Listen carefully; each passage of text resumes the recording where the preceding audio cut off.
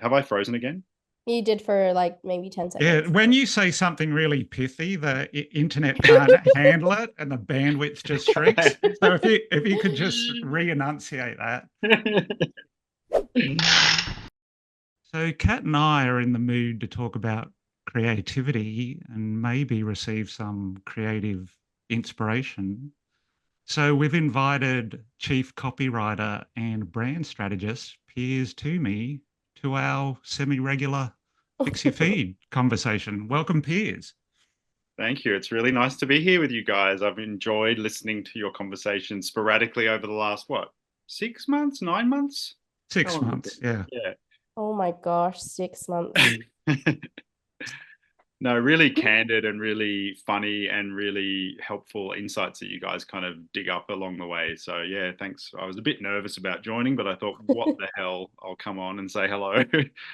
Thank you. No need to be nervous because what we want to talk about lands right in your wheelhouse. Oh, so we're on the same page. Well, when I think of creativity, I think of it as, some sort of innate ability to express an original idea. It might be novel, might be entertaining. Mm. Perhaps it could be informative as well. You can be creative and informative. Would we agree with that definition? Novel. Yeah, I guess so. I don't know that it necessarily has to be new in terms of like Mm. uncharted territory. I think what might be sort of new or satisfying for one person might be old news for another or something. But I guess it's more about, does it sort of ignite some kind of spark of creation, if you like, within the person who is, applying creativity, I guess, or excitement or insight or something like that. Mm. Which I guess is probably along the same lines as what you're talking about, Tim. I just wondered whether you meant brand new when you talked about novel. Yeah, I mean, I suppose I did mean brand new, but that's probably putting too much expectation on the conversation because, I mean, one of the reasons we want to talk to you, Piers, is you are paid to be creative, but that may not necessarily mean you always have to come up with brand new ideas. The ideas might already be there, but it's uh, you're paid to repackage or present it in a fresh way, I suppose. I suppose, and I think whether it's new or not new, I think you're probably spot on when you talk about it being either sort of valuable or entertaining or Mm. insightful. I would think that that would, even if we took it away from, marketing or paid work for a moment, and you thought about something like a painting or a novel Yeah. or a book, um, that might be entertaining, insightful. Yeah. Yeah, that's where my mind went to when you said creativity. I really thought about art, and there's really art in everything that you do. Even Mm, like I think we've discussed it in past, like there's an art in waking up the right way. There's an art to Hmm. finishing your day the right way. So beauty is really in that eye of the beholder. So that's really where my mind went. And I think, yeah, being novel doesn't necessarily mean being new, but I think it's providing that angle that maybe wherever you're, let's put it in the work context, like that your team's not necessarily seeing because everyone um, sees like the strategy a particular way, as an example. mm, And if you're new, then you're obviously presenting a different view, and that's the novel thinking, and that's how you contribute to the strategy in that way. yeah, I think that's true. Like maybe just a new perspective, even, or coming at you know coming at a problem a different way that your team might not have thought of or something. And in a way, that is novel, isn't it? So, Mm. mm, So, yeah. Piers, do you have a creative process you rely upon? Like when you clock in at work, is there a set of steps you follow? Coffee, no. Yeah, well, that's important. um, yeah, I know that's particularly important with you, for you, Tim. Remembering when we worked together in the Avenue of Long Blacks. Yeah, I've I I've suppose. had two today, by the way. Did you? Oh, Yeah, already. I would call them two lengthy blacks. They're not two long blacks. They're a lot of coffee. Yeah. A lot of coffee. I had one, but I did put 3 shots in it, so I guess that's a lot of coffee. Whew! Yeah, Depends on how nice. big the cup was. Depends Yeah. on how watered down it was. Yeah, it was Right. pretty big, but I did add the hot water as well, Kat, because like, but I tend to have the one a day rather than many, and I tend to make it count. I love that. It's only one, but there's Yeah. 3 shots in there. Exactly. So it's really 3. I think that, look, I think that if I'm honest, like the creative process, if you like, it's not necessarily the same thing every day, is it? I think that for me, it was probably going to vary based on the project and what the project is. Mm. And so it's going to vary about like how I might feel that particular day, or that how we might feel that particular week, because like we're human, and that might not always be the same. But I guess like if I could distill it, it would probably around, if you could have some sort of general guidelines, it's probably going to be in the area of like, there is some kind of brief, whether you've created it for yourself or whether it's come to you externally. So you want to sort of absorb that brief, maybe interrogate it, ask some questions, reach a kind of common understanding if you need to with whoever the client is, whether that's internal, external. Once you've done that, it might be around sort of mulling it over, letting that digest. Then it might look like starting to document ideas. And I think that that's the stage where we can kind of get the low hanging fruit out of the way, so to speak. Document the ideas, the average ideas, the great ideas, the bad ideas, the low hanging fruit in a way. And I think that's where, in a lot of instances, if time is too tight, that low hanging fruit might unfortunately get prioritized and become the creative idea that does get executed. But if you do have a little bit more time, you could maybe dig a little deeper. But that said, I don't want to say deadlines and tight timings are always a bad thing or a terrible thing. Sometimes I think a deadline can help accelerate, ideas. But then maybe when there is not a lot of time, you might end up with a situation where the quality of the creative idea might end up being a little bit of a coin as to whether it's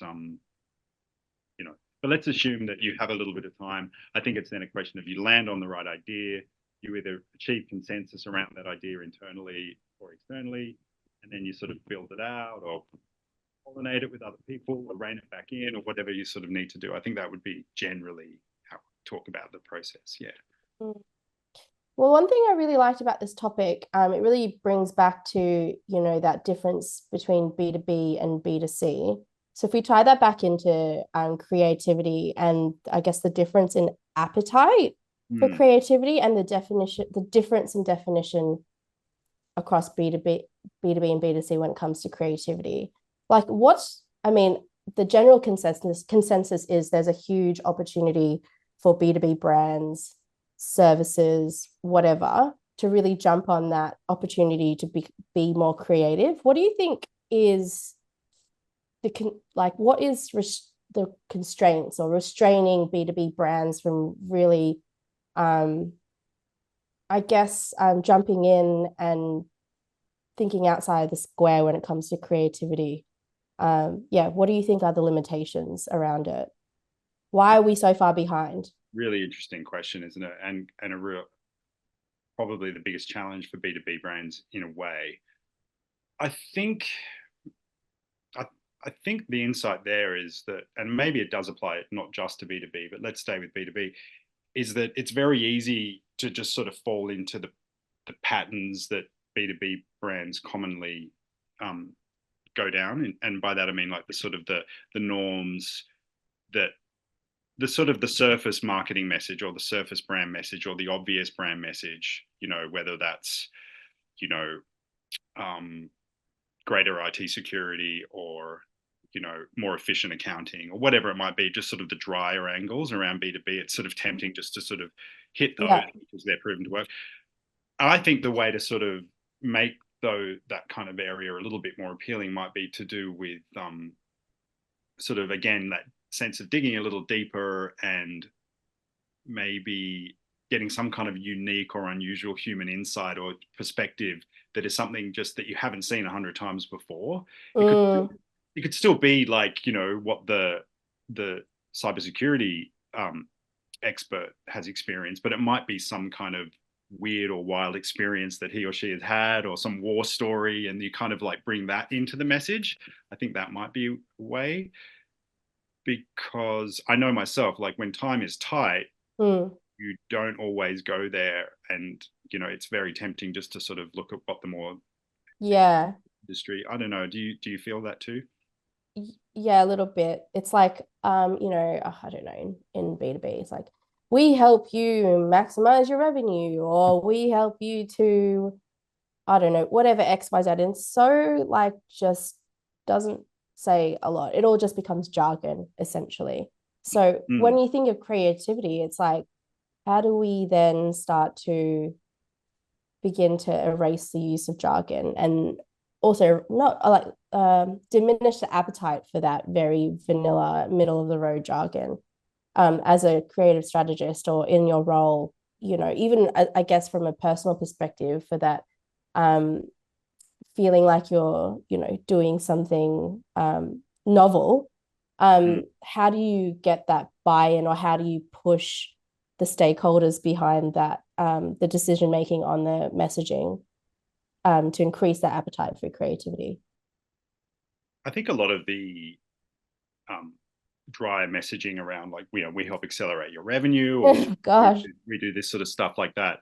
I think if you look at it, that if that sort of falls into what you might call it the rational messaging, it's a rational messaging, and then there might be this other bucket over here that's our emotional triggers and our emotional messaging, not sort of like tacky stuff like fear of being hacked or something, but just something that might be in the more human area. I think, and this isn't my thought, this is sort of, I think, semi-established B2B strategy is fusing the rational with the emotional, to sort of try and find some kind of middle ground where, yes, you're still talking about the dry stuff around ticking the box of accelerating your revenue, or helping induct new employees, or whatever it might be, HR B2B, but with some sort of human, vulnerable, emotional sort of trigger that might be a little different. And I think that's where the fertile ground might be, where you're sort of appeasing the hard-nosed B2B client, but you're also, because I guess the insight around buyers in the B2B space is like, they're not robots, like they're still human beings, and they're going to have their hopes and fears and some quirky stories. And I think it's just a question of just, we need to, I believe anyway, we need to try and bring that into the mix as much as we can. Yeah, agreed.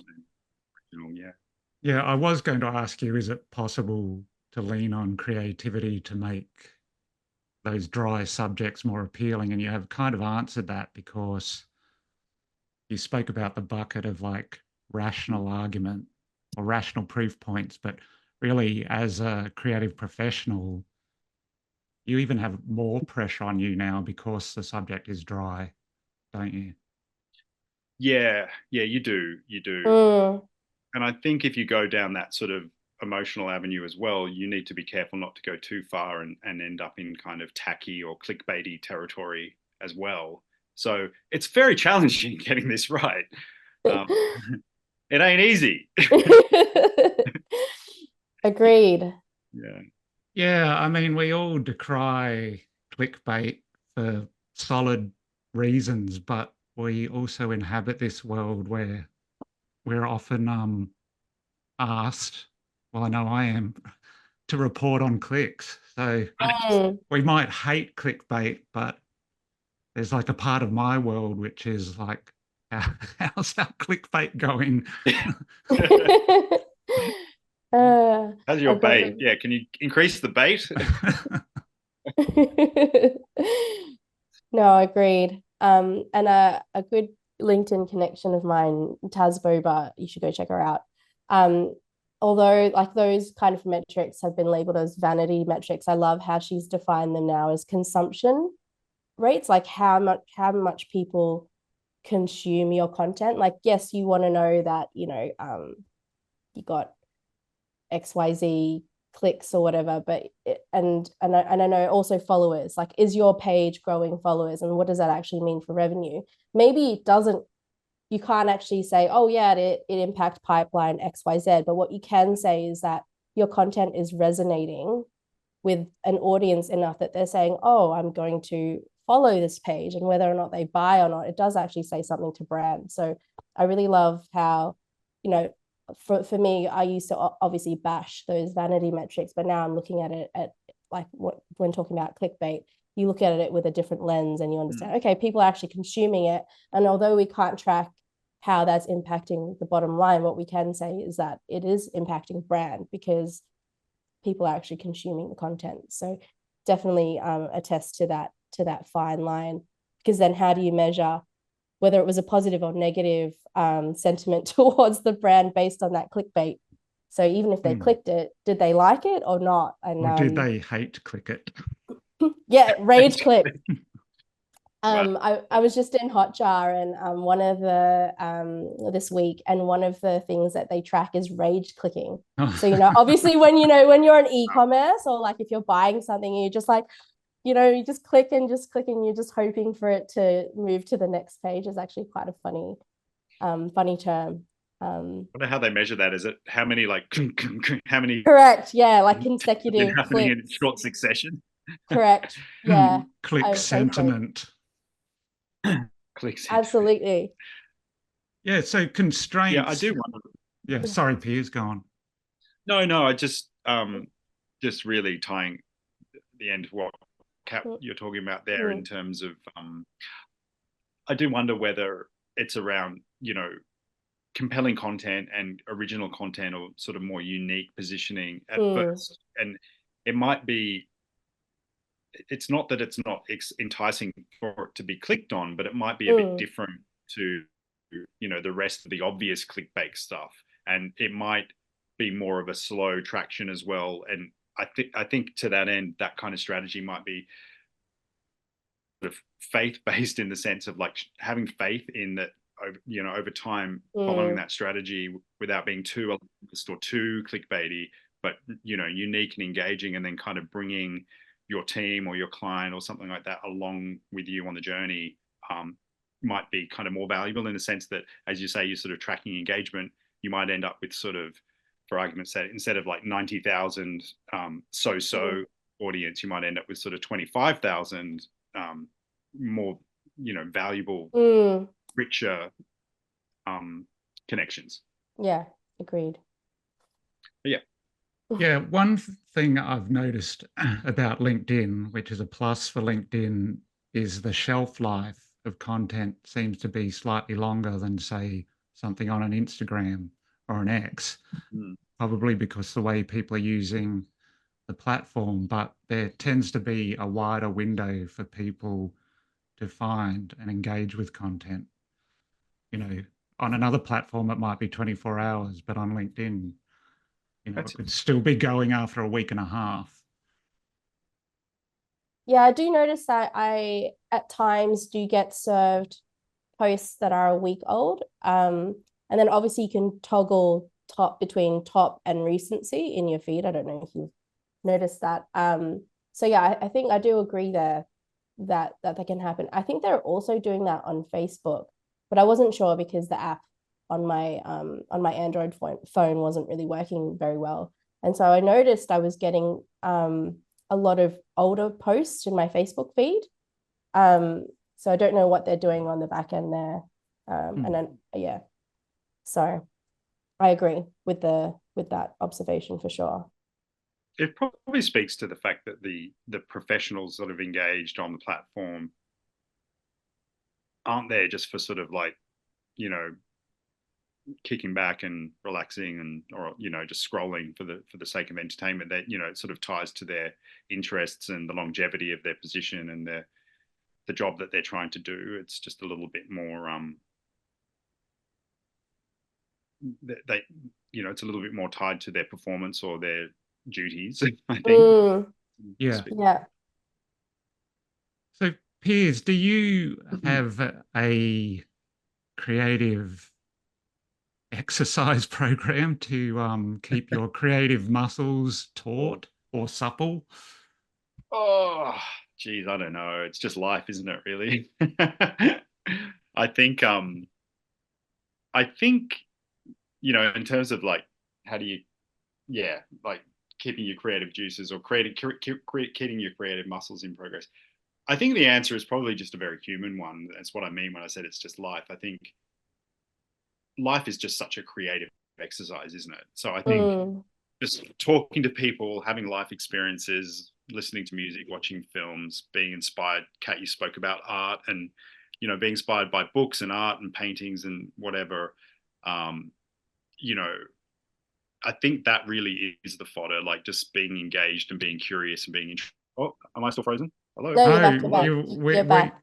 you're Yeah, unlocked. We've I'm unlocked the Piers bonus level.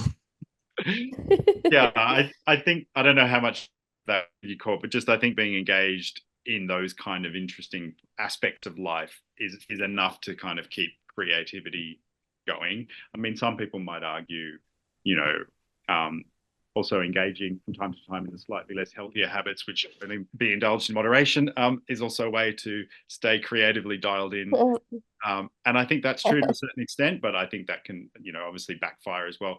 I think just being curious and being interested in art and music and just the world is enough to sort of keep the creative mind engaged, because just living life every day is a creative process. It's not isolated in a designer or a copywriter or a strategist view.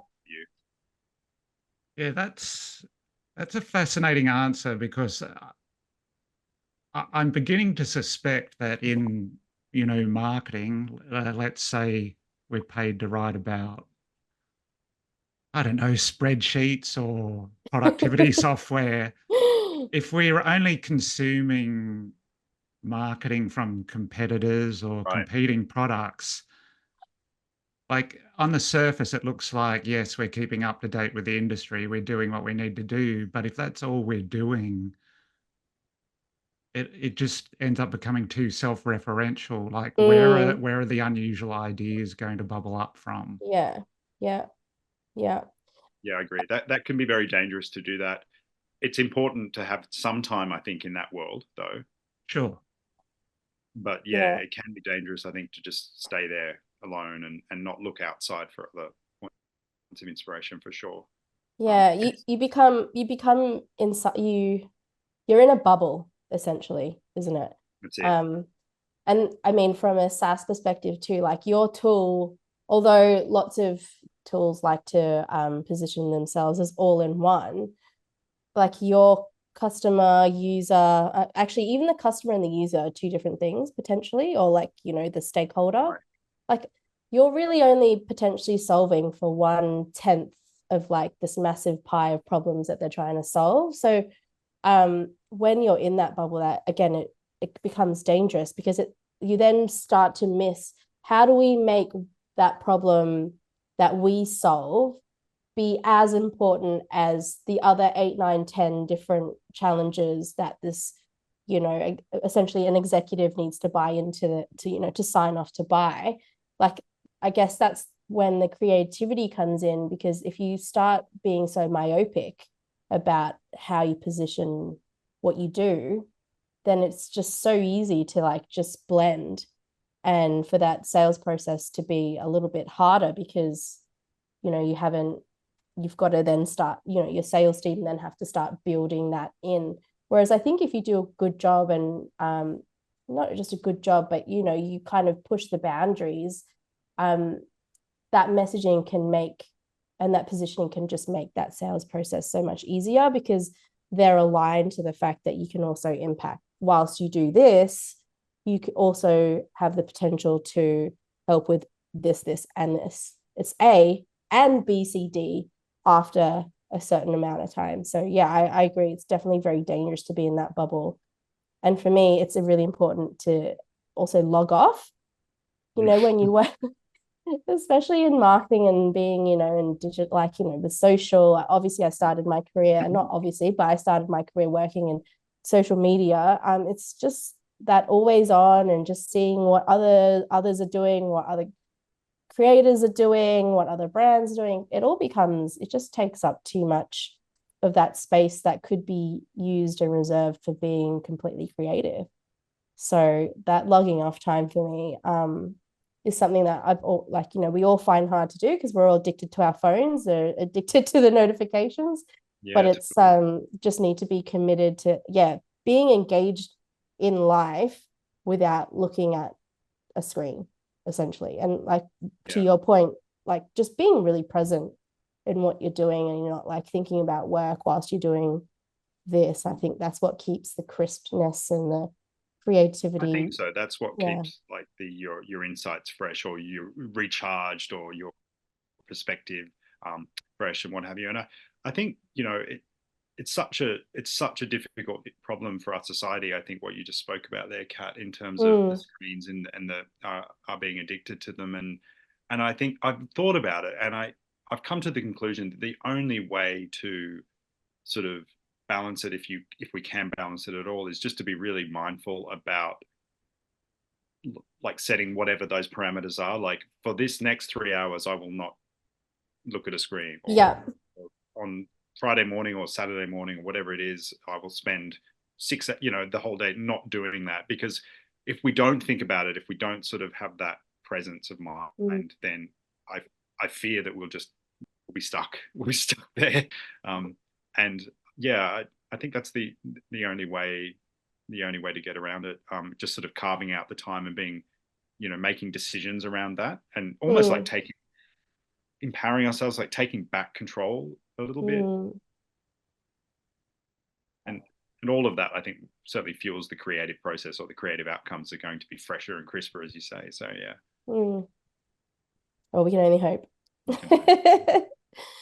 Yeah, Kat, you mentioned the term buy-in. So if we're selling something, you expressed there could be a possible difference between the user and the customer. So with copywriting, with what you do, Piers, Mm. you're ultimately selling a message. But I just thought before you can even sell to someone, you probably have to sell to someone on the team you're working for, because you might have like a blisteringly fantastic idea, but if it's a Mm. little bit outside the box, like how much pitching do you do to get your ideas across the line before it makes it out to market? Yeah, look, I think it varies.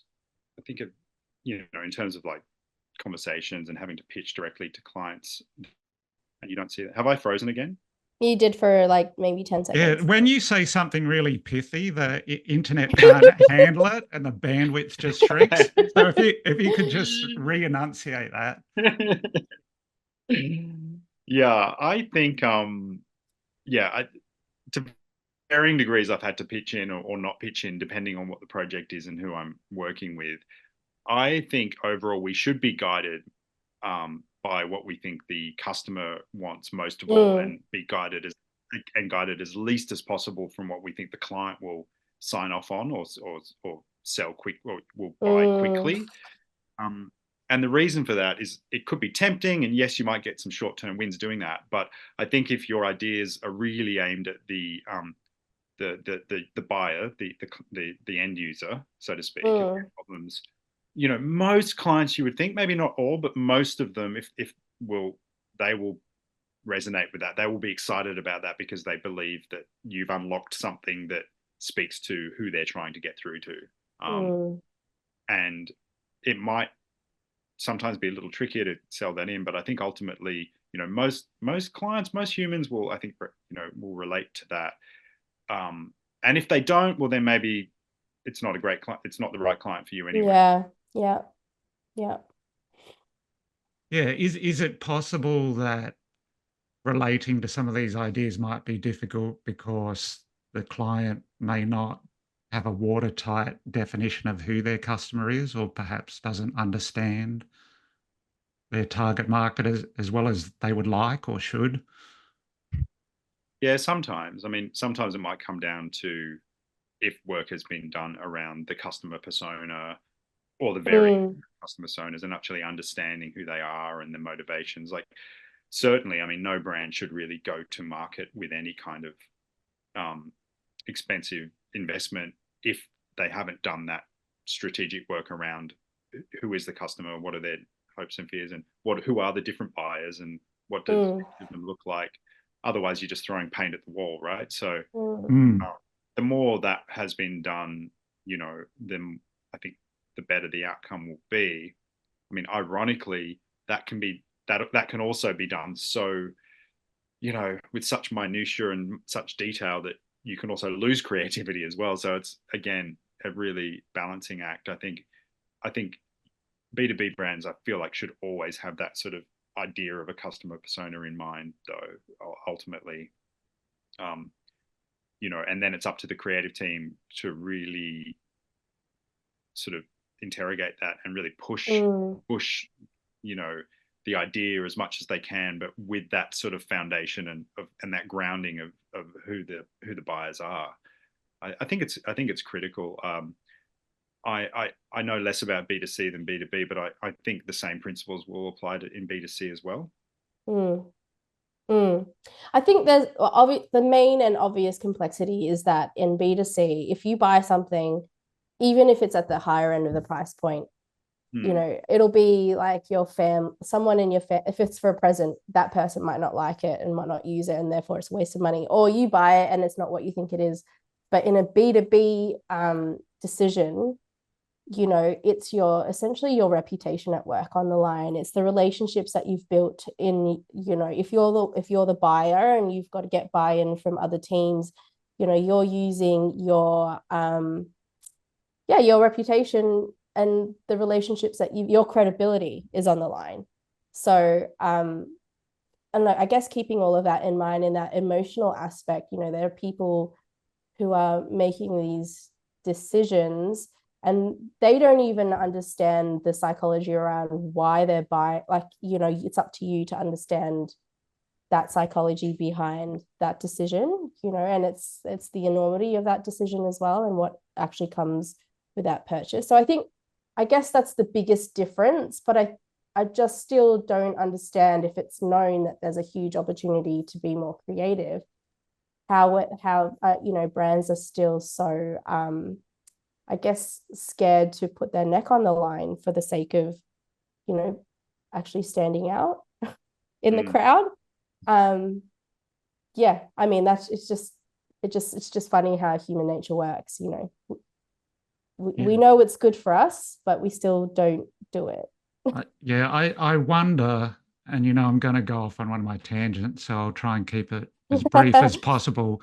I do wonder with B2C, there's more of an innate understanding that a lot of the products, to paint with a broad brush, are basically commodities. They're interchangeable. So there's a heavy emphasis on brand imagery, the way the brand makes you feel, where we might be brushing up against a bit of a taboo subject in B2B, particularly software. A lot of it may actually be commodity-like. And, that could be a difficult pill to swallow for founders, for engineers, whoever. But if we made peace with the idea that a lot of these tools are actually commodities, maybe it would, loosen up the creativity a bit. Yeah, that much is true. Yeah, maybe. I mean, I always think of the example of, over the years, doing sort of marketing or messaging for IT services companies, managed services companies, and whoa, that's a tricky one, because really the USPs, there ain't no USPs often. It's it usually comes down to people are absolute experts, which and these aren't bad messages. It's just that's and the technology we deploy is best in class. I mean, that's kind of it.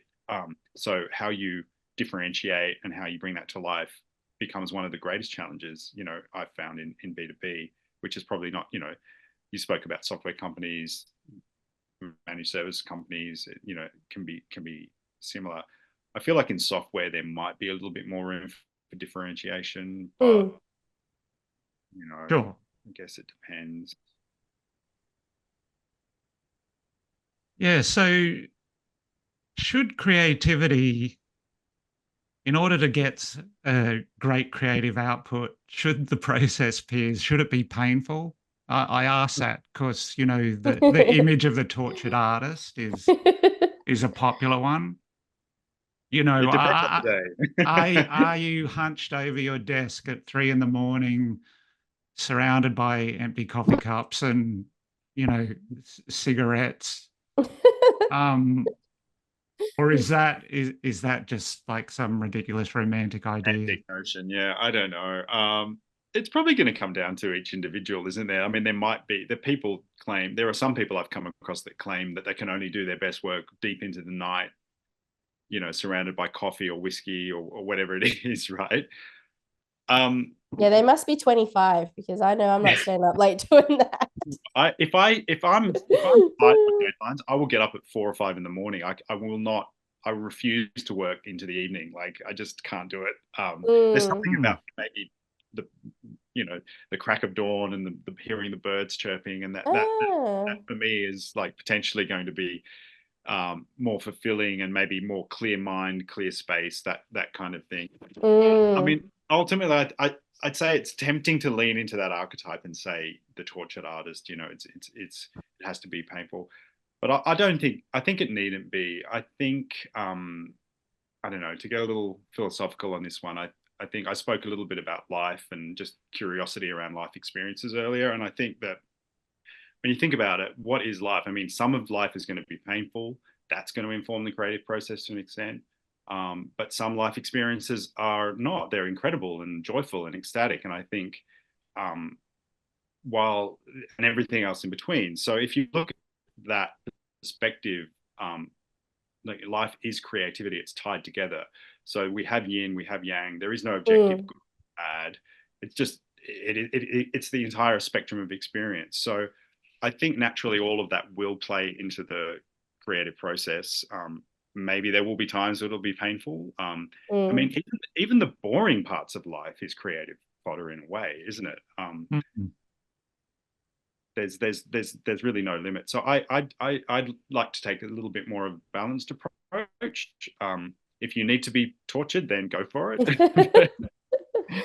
But you might find there's a way that's a little bit more pleasant. Yeah. How do you guys feel about that? It actually reminds me, and I saw this on my Instagram feed of, that the approach to work in general, and, the post is highlighting like the generational difference. They were saying how, Gen Z are like looking for like I think this girl was just, talking to camera, and she was just saying, I just want a job. Like, I don't need a career. I just want a job. I just want something that fuels, the things I want to do outside of work. And I think as creatives, I mean, I think everybody is creative. You don't have to have a creative, like, you don't have to be a copywriter or I agree. A graphic designer. Or I think every job or role has that creative outlet. So I should just the approach to work is going to be, and I find that really interesting now, that we're seeing, that Gen Z coming into the workforce, and how that will influence the way people work, and it's always the funny comparison to the boomers.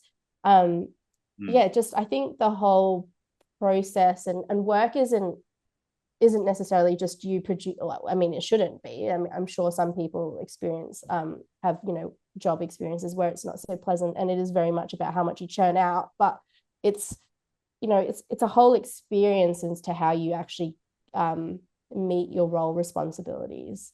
And sometimes your role responsibilities aren't even written down on paper. It's very unspoken, and it just depends on your approach to your career, your job, and how, not even the seriousness of it, but how you blend, personal and private and work and into, everyday life, and how they influence each other.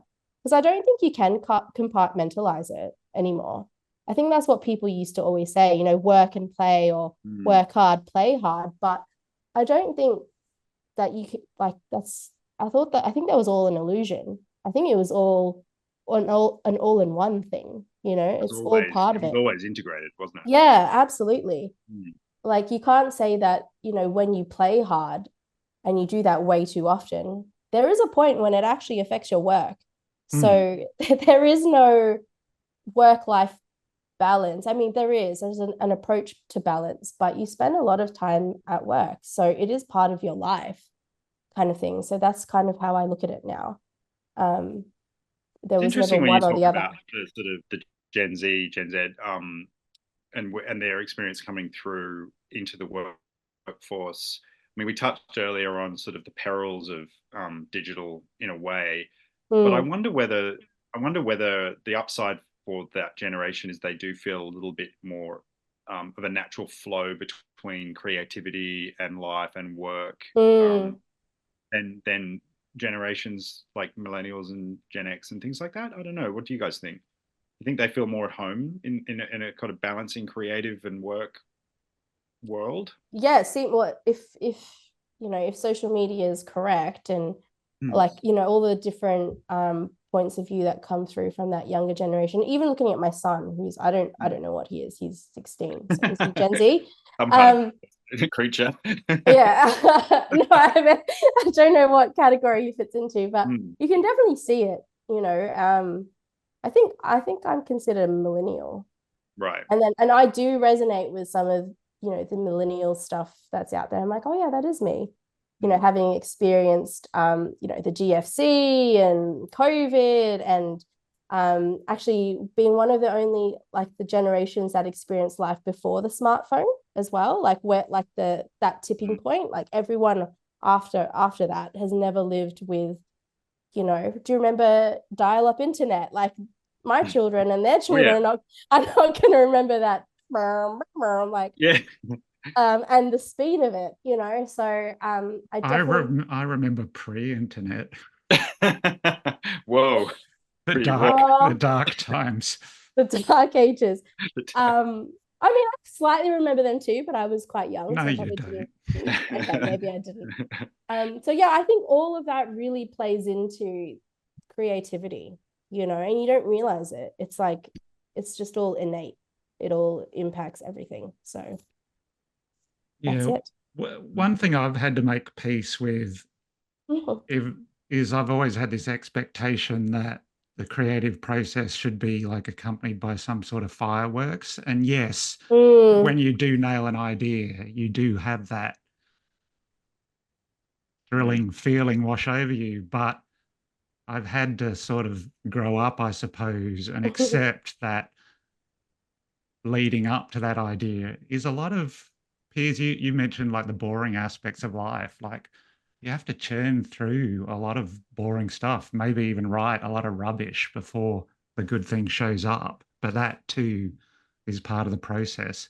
And yeah, that does feel like torture to me, but it's a different type of torture.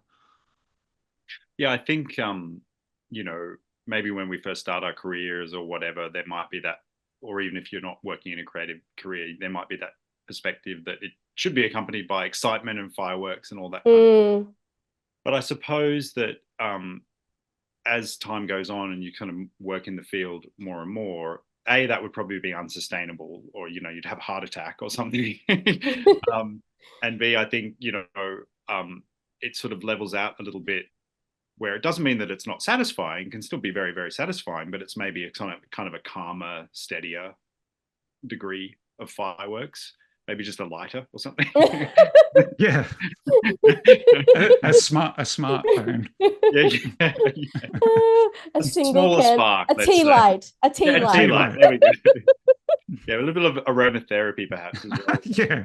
Does it just mean that we become more jaded? A cup of chamomile tea? Yeah, a cup of chamomile tea and a candle. Yes. Yeah, see, we've gotten old and jaded. That's the answer.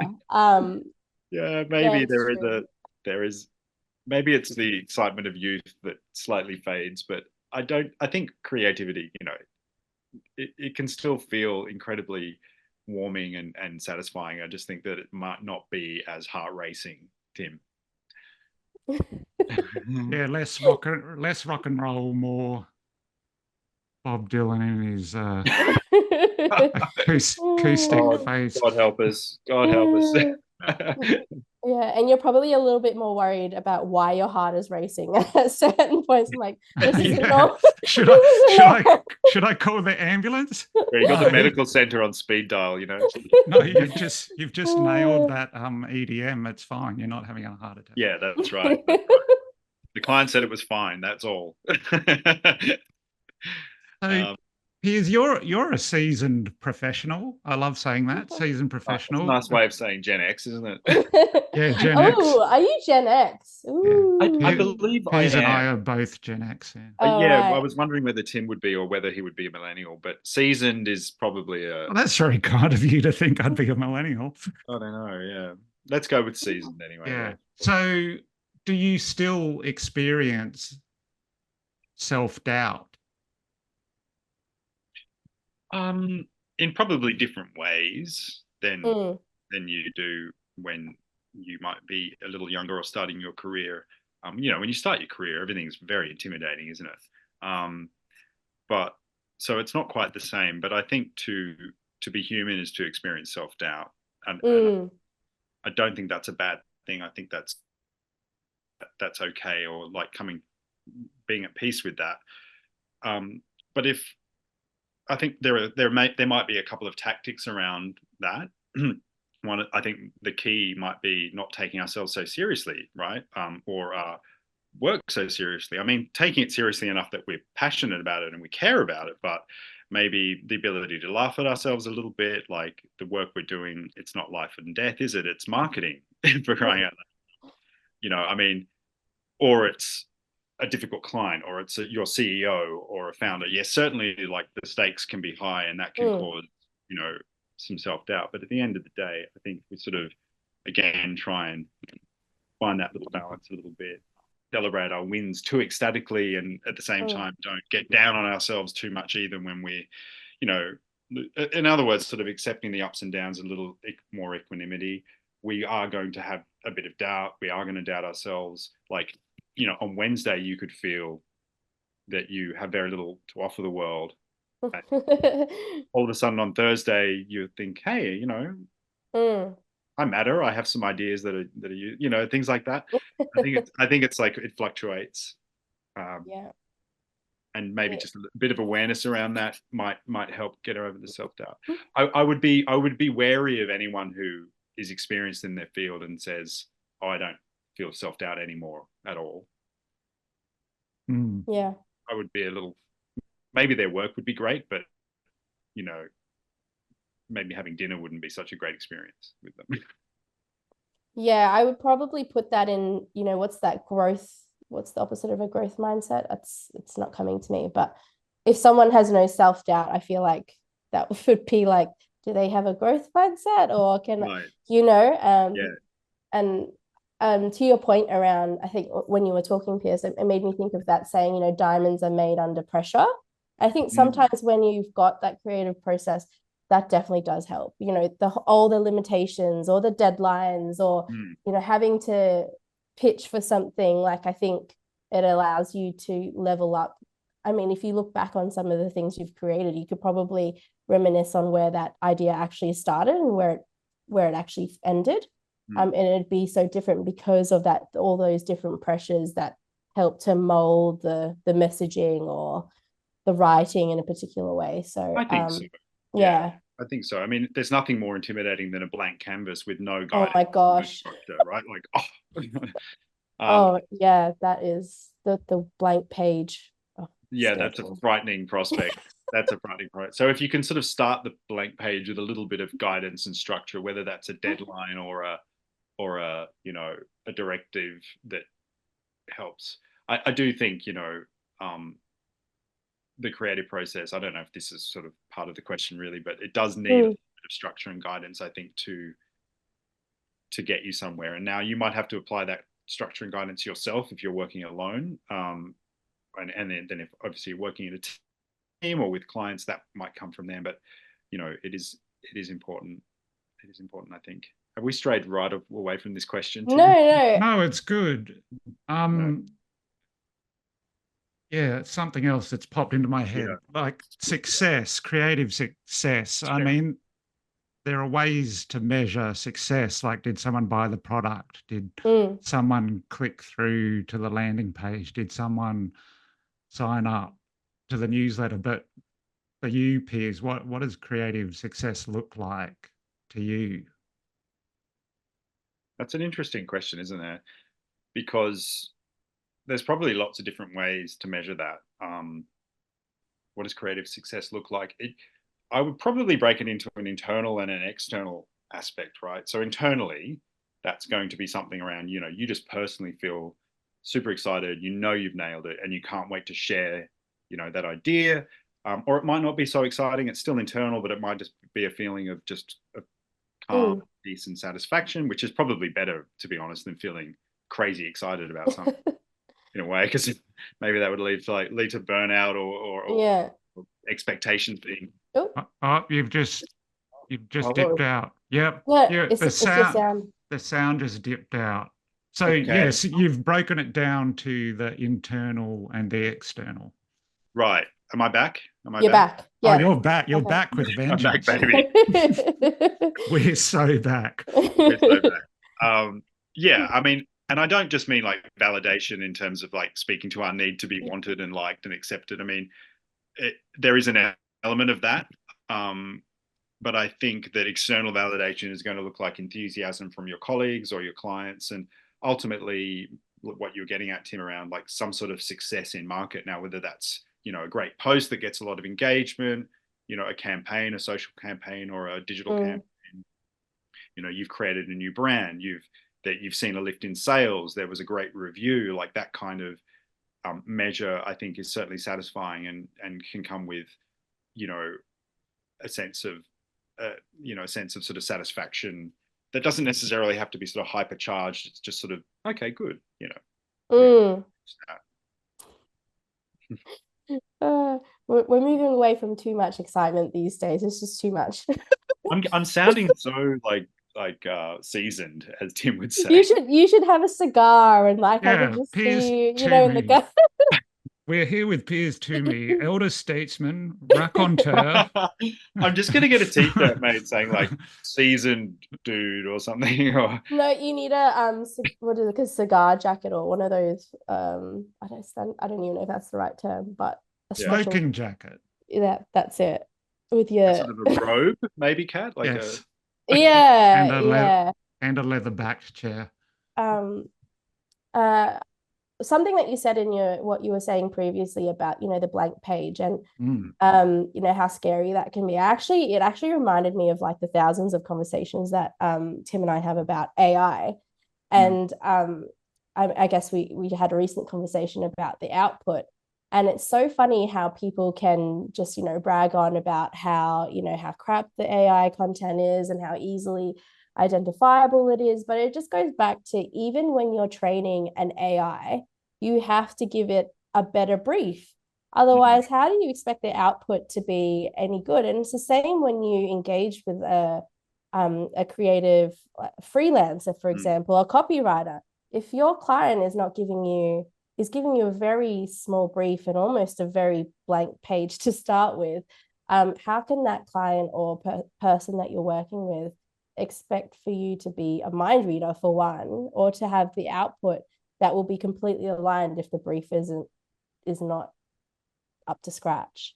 So I just think that really like what you were explaining to me then is really in that last discussion, was it really aligns with that whole notion around AI and the quality and how all of that kind of stuff. Yeah, that's an interesting perspective. I hadn't thought about the correlation between a client brief and then how we prompt AI. And I was kind of late to the party a little bit. I was really only this year that I really dug deep into generative AI, and I noticed exactly what you're saying. I noticed the difference in output pending the quality of the brief or the prompt. Yeah. And it can be quite different, like really different. And almost to the point where you sort of like, you do the prompt, you get the output, then you're like, no, that's not quite what I meant. I really did you do that? And they're like, oh, sorry, I'll give you another go. And you can kind of keep chiseling away where you get to somewhere quite interesting, I think, through pushing and pushing. So I do find that to be very relevant. And I think I don't know, like in my experience working with clients over the years, like there's certainly, I would say it's really only the minority that don't get that at all. Like that just don't give you a brief that is I do think most human beings working in marketing briefing agencies or copyright or freelancers or whatever, you know, or at least the ones that you want to continue working with, they get it. I think they get it. And but if they don't get it, it's going to be tricky. It's going to be yeah. Well, I mean, I guess it's the agency's responsibility to set that expectation, and if they don't know how to set out the brief, then you've got to be able to at least give them a template to help you do your job better and deliver. What are your thoughts around generative AI or using those tools now that you kind of use them, as opposed to how you felt about it when it first came out? Because I know, you know, in talking with other writers, there was that sense of like, oh, not like intimidation or feeling like, you know, like their job was necessarily at risk, but very much feeling like, oh no, I'm a real writer, and that's like that's never going to be, you know, on par. Like what are your thoughts on it now that you've kind of used it? I wonder if there's a sort of you go sort of phases of acceptance, almost like the 7 stages of grieving, you know. You know, denial, and then everything in between, and then finally some degree of acceptance. But I think you know, there was that sort of sense of, oh, what does this mean? Like, you know, and then seeing writer friends and designer friends and even strategist friends sort of thinking, oh God, my work's dried up, or the industry's moving this way. And, you know, yeah, there was a degree of that to an extent. I'm now at the point where I understand and accept that like elements of the creative industry have changed, or just the business world. But I don't know if it's a controversial take, not really probably with you guys, but I think I love it. I think it's really interesting. It's almost like having a conversation and bouncing ideas off an imaginary entity. Assistant, right? Whether co-pilot or whatever it is. And yeah, sure, you're going to get some really generic, you know, output, which is sort of not very useful, but occasionally, you know, some real gems can kind of come to the surface. And it's these days it's a cliche to say it, but it's true in the sense that the output will deliver some stuff, but which by itself is okay. But it really is the meeting of the output with the human filter and the human sort of polish, if you like, that can help. And look, ultimately, it's just very helpful, isn't it? Like it can get rid of that blank page problem. That's for sure. Oh, 100%. Yeah. Because that's scary. So, let's slightly look scary. How do you find working with it? Yeah, I mean, I definitely agree. As you just pointed out, the blank page, and even it just, again, if you put the effort in and have the right prompts and give it the right context, I find that it does help me to build on ideas or look at different angles, or even something as simple as like, oh, can you give me 10 synonyms for this word? Like, instead of me putting in and having to, you know, like it's just very simple things. What's another way to say my neck of the woods or something like that? Exactly. You know, so I really enjoy it. I think I'm only very surface level as to what you could actually achieve with it. Obviously, you can do great things with huge amounts of data, and that, you know, that will impact healthcare and you know the areas in society that actually, you know, have a lot of volume but don't necessarily have the capacity to process it all and don't have the people behind it, et cetera, et cetera. So, you know, what I use it for is very surface level, but I certainly I enjoy it. I never felt like my job was at risk necessarily. I just felt like it was something that could actually help me to do more in a smaller time frame, especially as a one-person team. I think it's different if you've got a big team and everyone, you know, you have a little bit more of that manpower and everyone's got clear, defined responsibilities. But when you're sort of tasked with doing all of the things, it does help a lot. And even having that, you know, person or entity to be like, read these articles, you know, talk to me about what you know about the brand. Okay, now that you've read the article and you understand the brand and what we do, what is important about this article, and what can I do? What elements of this article should I highlight in a simple post or something?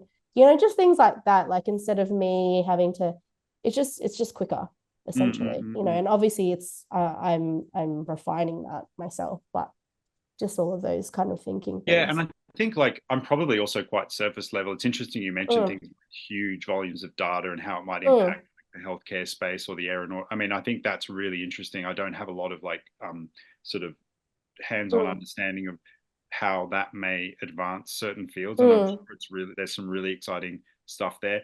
I also haven't, maybe we can hear from Tim in a sec, but I also haven't done a lot in terms of the visual side, like the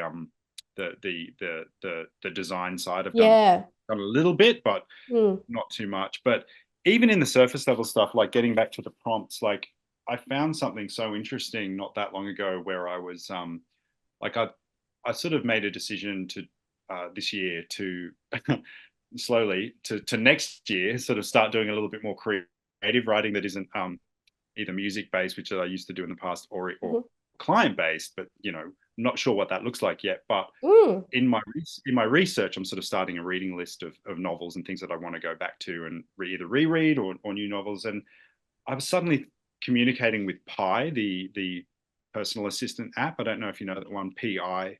No. I think it uses the Chat GPT 4 engine, but it's been customized to be like an assistant that's very conversational, and you can choose different personalities for it as well. Cool. Yeah, it's kind of interesting, PI. And what I did was I was interested in, at that time I was thinking about two writers from earlier in the 20th century, one being Hermann Hesse and the other one being, who I used to like when I was younger, and also Carl Jung. And I asked Pi to first of all, summarize for me the wisdom of Hermann Hesse. That was the first question.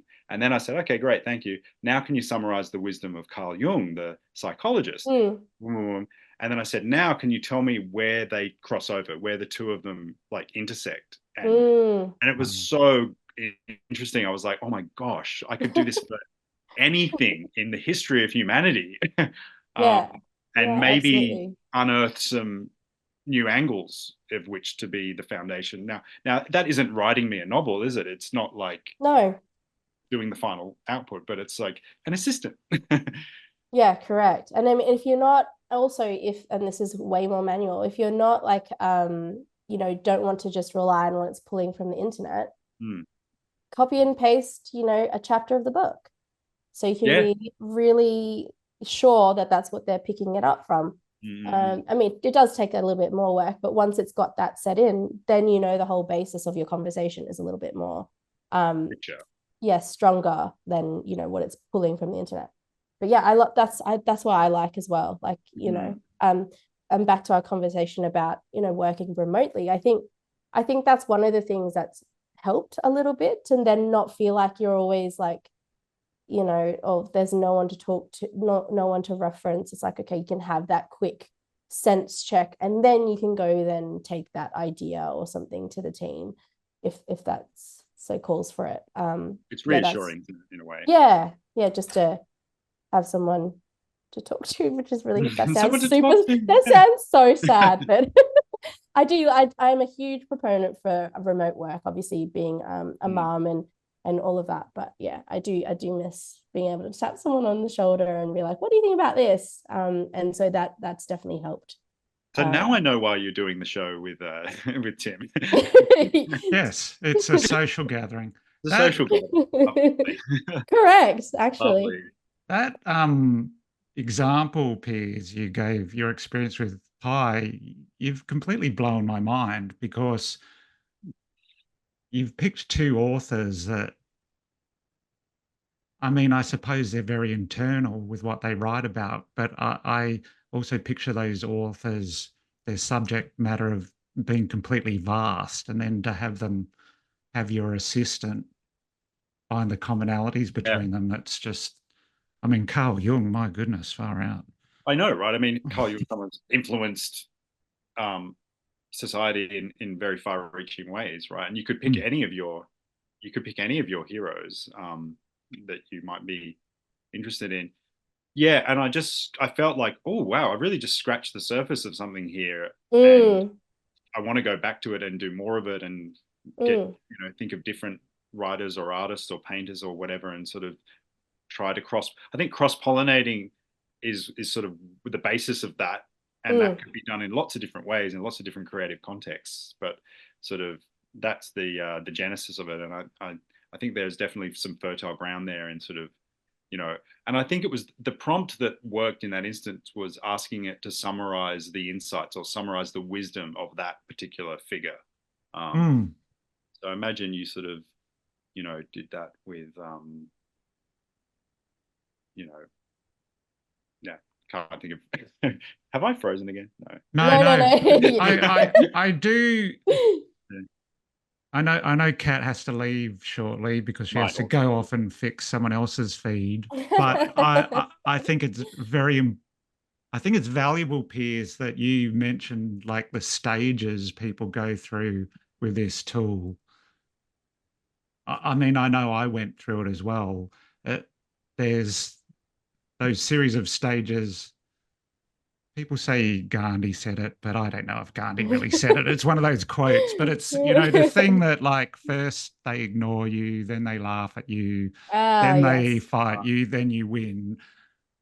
But that maps pretty well to generative AI, but the you in those stages is actually generative AI, and the people doing the ignoring and the fighting and the laughing is actually me, because I ignored it.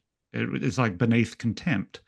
I'm paid to write. I think I did too. But then I laughed at it after, just a surface level exploration of it.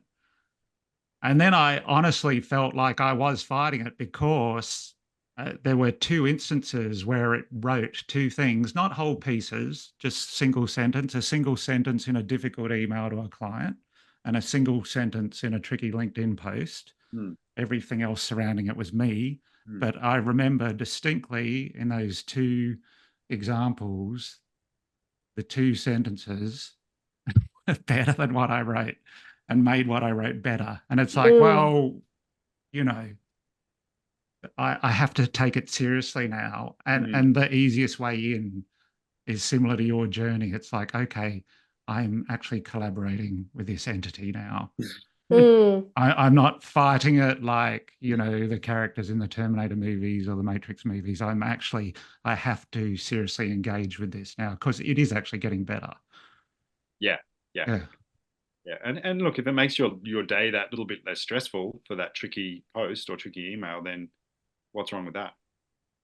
Yeah, well, I guess nothing's wrong with that. But we have this hang up like we're cheating on our homework or something. Yeah. But there's a lot of that anyway. Like you could Google search something and just say it's your own. It's still, it's still there. It's just a different way of working it now, I guess. And I guess if everyone's cheating, then it's not cheating anymore. It's like else. Everyone is doing the Tour de France, like doped up to their eyeballs. So now, like, we need even better. We need even better substances to, eclipse our competitors. Yeah, the drug better, that's all. I think the thing is, I think there's like, how many ideas are really original these days? They're all just iterations of each other anyway. Do you know what I mean? Like, look at Jane Austen's books. Her storylines are continually played in modern day movies. Look at music. How many samples are there that it's like that Gen Z wouldn't even pick up? But when, I've seen it on, I've seen it in social, but, they've picked up, a song from the 80s and they've played something by Dua Lipa. And it's like literally the same, it's a sample, but that generation has no idea it's a sample because they've never heard the original. So, and, back to our conversation about creativity, like how many ideas really are completely novel, completely original? I mean, they're not. It's just what makes them original is how you is your perspective. Your spin. Spin. Exactly. And how you iterate on that.